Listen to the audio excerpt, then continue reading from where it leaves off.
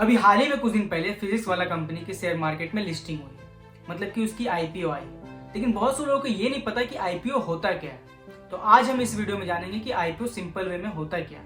Imagine करो कि तुम्हारा एक स्टार्टअप है, छोटा सा लेकिन एक पावरफुल आइडिया के साथ। तुम्हारा प्रोडक्ट मार्केट में सुपर हिट हो रहा है, लेकिन प्रॉब्लम ये है कि पैसे कम पड़ रहे हैं और बैंक से लोन लेने पर इंटरेस्ट भी देना पड़ेगा। अब एक सवाल, अगर तुम अपनी कंपनी का छोटा सा हिस्सा बेच दो और लोग तुम्हारे कंपनी में पैसे इन्वेस्ट करें तो यही होता है आईपीओ, इनिशियल पब्लिक ऑफरिंग। आज के वीडियो में मैं तुम्हें सिंपल से वे में समझाऊंगा कि आईपीओ क्या होता है, कंपनी आईपीओ क्यों लाती है, आईपीओ करने के फायदे क्या हैं और कॉमन लोग आईपीओ से पैसे कैसे कमा सकते हैं। तो वीडियो को एंड तक जरूर देखना, क्योंकि लास्ट में मैं एक सीक्रेट बताऊंगा जो बहुत से लोगों को आईपीओ के बारे में नहीं पता। पहले समझते हैं कि आईपीओ होता क्या है।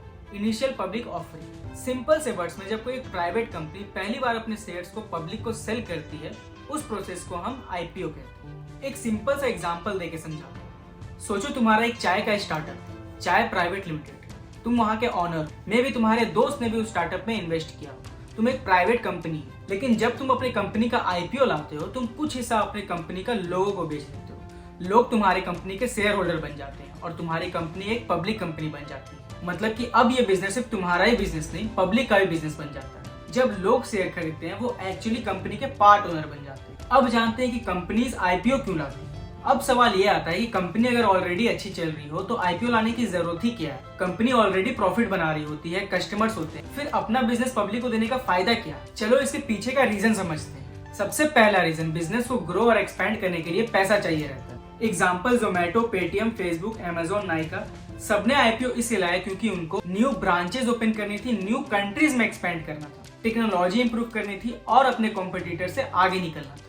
आईपीओ से कंपनी को करोड़ और बिलियंस का फंड मिल जाता है, वो भी बिना लोन के। दूसरा रीजन, लोन और डेब्ट कम करने के लिए। अगर कंपनी लोन ले तो बैंक इंटरेस्ट मांगेगी, टाइम लिमिट होगी और प्रेशर रहेगा। लेकिन आईपीओ में कंपनी को पैसा मिलता है, उस पर इंटरेस्ट नहीं देना होता है और लोगों को ऑनरशिप मिलती है, मतलब रीपेमेंट करने का कोई प्रेशर ही नहीं रहता है। इसलिए कई कंपनियां आईपीओ लाती हैं जिससे कि उनका पुराना लोन क्लियर हो जाए। तीसरा रीजन, ब्रांड वैल्यू और पब्लिक ट्रस्ट बढ़ाने के लिए। जब एक कंपनी आईपीओ लाती है, उसका नाम स्टॉक मार्केट में आता है, मीडिया भी उसके बारे में बात करती है और इन्वेस्टर्स भी उस कंपनी के बारे में जानना चाहते हैं। इससे कंपनी का ब्रांड वैल्यू इंक्रीज होता है, ट्रस्ट लेवल बढ़ता है और पब्लिक रिकॉग्निशन मिलती है। और लोग सोचते हैं अगर ये कंपनी आईपीओ ला रही है तो ये लेजिट ही होगी। इससे कस्टमर्स और इन्वेस्टर्स दोनों आगे बढ़ते हैं।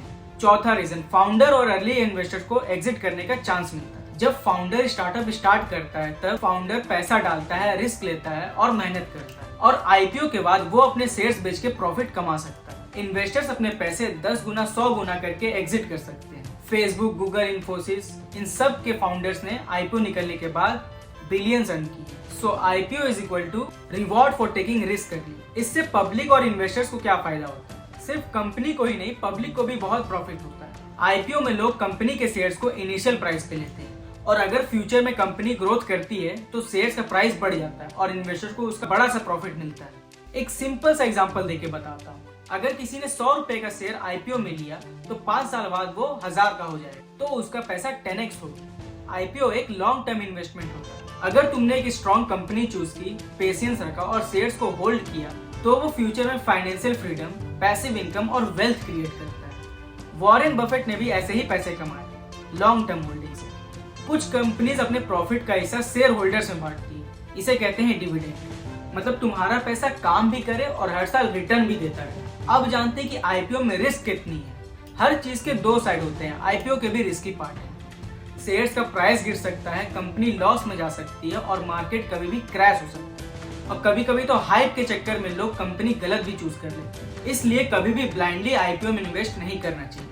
हमेशा कंपनी के बैकग्राउंड चेक करो, कंपनी के फाइनेंशियल्स देखो और कंपनी का मॉडल समझो। और एक सीक्रेट फैक्ट बताता हूँ आईपीओ के बारे में, शायद ये कम ही लोगों को पता हो। आईपीओ से कंपनी अमीर नहीं बनती, आईपीओ से कंपनी का ऑनर और अर्ली इन्वेस्टर अमीर बनते हैं। अगर कंपनी लॉस में भी चल रही हो लेकिन पब्लिक में उसकी हाइप हो, तो कंपनी के शेयर्स तब भी बिक जाते हैं। इसी वजह से हर आईपीओ सेफ नहीं होता और हर आईपीओ प्रॉफिटेबल नहीं होता। स्मार्ट इन्वेस्टर वही होता है जो इमोशन से नहीं, रिसर्च से इन्वेस्ट करे। अगर तुम्हारा ड्रीम है कि बिजनेस स्टार्ट करना, शेयर मार्केट में इन्वेस्ट करना, तो आईपीओ समझना बहुत ही जरूरी है। और अगर ये वीडियो तुम्हें इन्फॉर्मेटिव लगी तो लाइक और शेयर जरूर करना और कमेंट्स में जरूर बताना कि तुमने कभी किसी आईपीओ में इन्वेस्ट किया है।